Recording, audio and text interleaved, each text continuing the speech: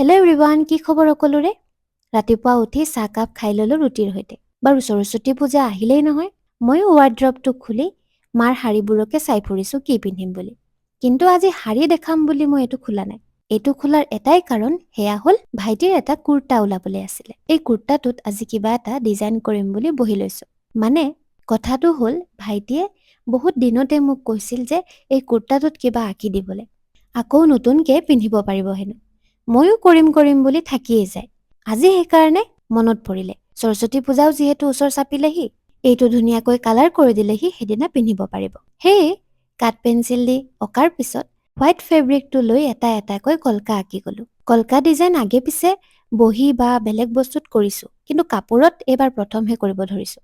White colour দি গোটেইটো complete কৰাৰ পিছত য়েল্লো কালাৰ দি ওপৰত পাতৰ নিচিনাকৈ অলপ আঁকি দিলোঁ। আৰু লগতে হোৱাইট কলকাবোৰৰ মাজে মাজেও আঁকি দিলোঁ। আৰু কলেজৰ পৰা অহাৰ পিছত দেখিয়ে তাৰ ৰিয়েকশ্যনটো চাওকচোন।